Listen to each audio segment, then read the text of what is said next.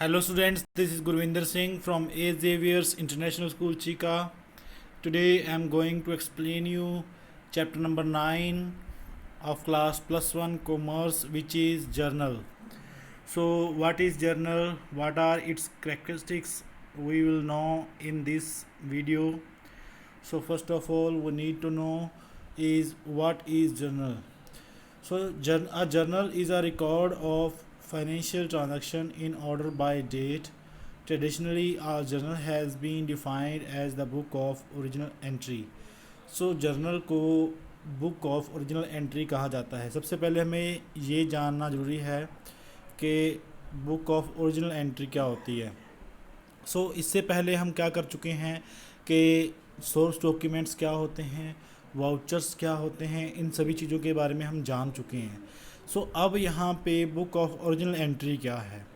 जब हम किसी से बिल ले लेते हैं, कोई भी लेन देन करने के बाद, चाहे वो कोई रिसीट हो, चाहे वो कोई बिल हो, चाहे कोई भी किसी तरीके का सोर्स डॉक्यूमेंट हो, उस डॉक्यूमेंट की हेल्प से हम आगे फर्दर वाउचर्स तैयार करते हैं। जिस वाउचर्स के अंदर हम देखते हैं कि कौन सा अकाउंट जो है वो डेबिट किया जाएगा और कौन सा क्रेडिट किया जाएगा। और सबसे पहले जो अकाउंटेंसी जहाँ से स्टार्ट होती है वो है जर्नल। इसी कारण से ही इसको बुक ऑफ ओरिजिनल एंट्री कहा जाता है। यानी कि जब आपको बिल मिल गया, सोर्स डॉक्यूमेंट मिल गया, उसके बाद आपने वाउचर्स तैयार कर लिया और वाउचर्स के तुरंत बाद ही जब आप फर्स्ट एंट्री अकाउंटेंसी के अंदर स्टार्ट करोगे तो वो आप जर्नल के अंदर करोगे, जिसके कारण हम इसको बोलते हैं बुक ऑफ ओरिजिनल एंट्री। तो अब इसका ऊपर वाला मीनिंग भी एक बार देख लेते हैं। A journal is a record of financial transactions in order by date.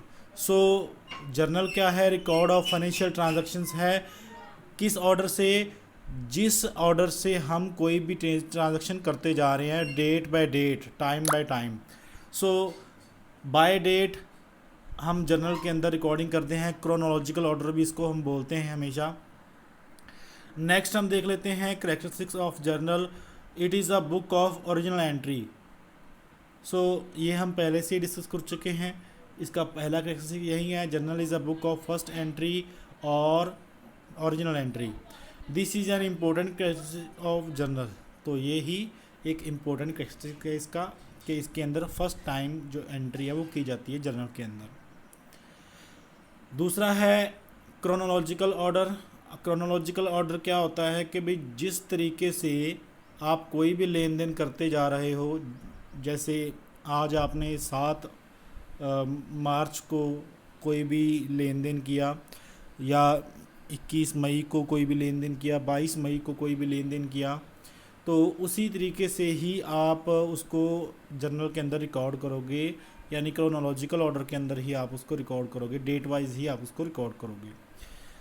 आगे आता है complete information. Journal reflects the complete information of the transaction in one place. The narration of transaction is written with each transaction which briefly describes the transaction. तो बेटा accountancy के अंदर सिर्फ एक journal है जो प्रॉपरली आपके किसी भी लेन देन को डिस्क्राइब करेगा। उसके आगे जो है, जो भी जितने भी अकाउंट्स बनेंगे, वो उसके अंदर कोई भी डिस्क्रिप्शन नहीं होगी, एंट्रीज़ की डिस्क्रिप्शन नहीं होगी कि यहाँ पे इस एंट्री में क्या किया गया है। ये डिस्क्रिप्शन आपको नरेशन के रूप में जर्नल के अंदर ही मिलेगी। ये कंप्लीट इन्फॉर्मेशन प्रोवाइड करता है। कंप्लीट इन्फॉर्मेशन हमें कैसे मिलेगी? जब उसी किसी भी लेन देन के बारे में हमें प्रॉपरली पता चल जाएगा कि क्या किया है, सेल किया, परचेज़ किया, किसी को दिया, कितना डिस्काउंट मिला। ये सब चीज़ें जब आपको मिल जाएंगी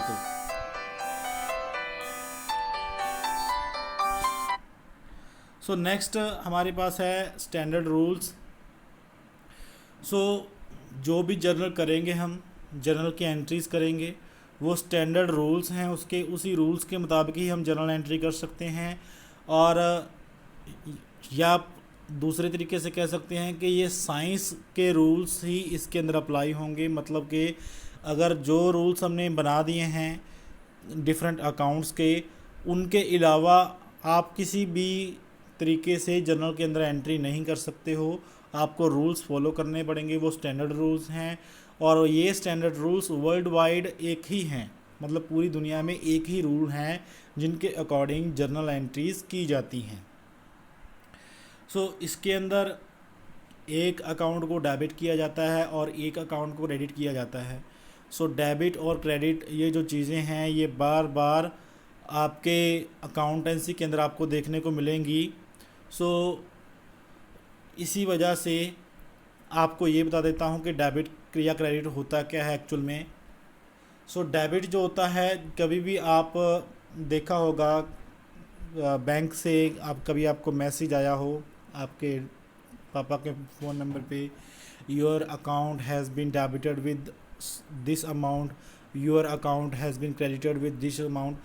जब भी आपके पापा बैंक में पैसे जमा करवाते हैं तो जब जमा करवाएंगे आपके खाते में वो पैसे ऐड हो जाते हैं, यानी कि क्रेडिट हो जाते हैं वो। जब भी वो जमा करवाएंगे तो क्रेडिट होंगे, और जब भी उल्टा वो विड्रॉ करेंगे मतलब निकलवाएंगे पैसे तो वो डेबिट हो जाएंगे। ऐसे में जो डेबिट और क्रेडिट है ये लेन देन डबल एंट्री सिस्टम का एक पार्ट है, जिसके कोई भी लेन देन करने से जितनी अमाउंट हम डेबिट कर रहे हैं उतनी ही हमें क्रेडिट करनी पड़ती है, या फिर ये कह लो कि जितनी क्रेडिट करते हैं उतनी ही हमें डेबिट करनी पड़ती है। दो अकाउंट हमें कम से कम चूज़ करने होते हैं, जिसमें से एक अकाउंट को डेबिट और दूसरे अकाउंट को क्रेडिट करना होता है, और ये सब कुछ रूल्स के मुताबिक ही होता है। हाँ जी, तो रिकॉर्डिंग ऑफ ट्रांजैक्शंस। जर्नल के अंदर किस तरीके से रिकॉर्डिंग ऑफ ट्रांजैक्शन की जाती है, इसके अंदर 5 कॉलम्स होते हैं जो इसकी मेन पहचान है, जिसमें नंबर 1 पे कॉलम होता है, फर्स्ट कॉलम इज़ डेट, जिसके अंदर हम डेट लिखते हैं कि किस डेट को हमने कोई भी लेन देन किया। सेकंड के अंदर second column is head of account, तो वहाँ पे हम पार्टिकुलर भी कह सकते हैं, जिसको हम लिखते हैं कि कौन कौन से अकाउंट्स हैं जो हमने डेबिट या क्रेडिट करने हैं, तो वो हम सेकंड कॉलम के अंदर लिखते हैं। थर्ड कॉलम होता है फॉलियो का। फॉलियो का क्या केस है कि जब भी हमने जर्नल में एंट्री करनी होती है तो जर्नल के बाद आगे बहुत सारे लेजर्स होते हैं जिनके अंदर हमने एंट्री करनी होती है, तो लेज़र के कौन से पेज नंबर पे वही सेम एंट्री की गई है तो वो वहाँ पे उस लेज़र फॉलियो का नाम लिखा जाता है, नंबर लिखा जाता है। फोर्थ कॉलम होता है डेबिट अमाउंट के लिए, जो आपने डेबिट एंट्री की है उस डेबिट एंट्री की अमाउंट आप डेबिट कॉलम में लिख देते हो। और फिफ्थ कॉलम होता है क्रेडिट अमाउंट के लिए, और जो आपने एंट्री क्रेडिट की है उसका क्रेडिट लिख देते हो। इसको ब्रीफली हम जानेंगे नेक्स्ट वीडियो के अंदर इन सभी कॉलम्स के बारे में किस तरीके से बनते हैं, और इसके बाद में हम ये भी जानेंगे कि क्या रूल्स हैं, किन रूल्स के मुताबिक, जो स्टैंडर्ड रूल्स की अभी बात की थी मैंने, वो स्टैंडर्ड रूल कौन से हैं जिस रूल्स को जान करके हम जर्नल के अंदर एंट्रीज़ कर सकते हैं।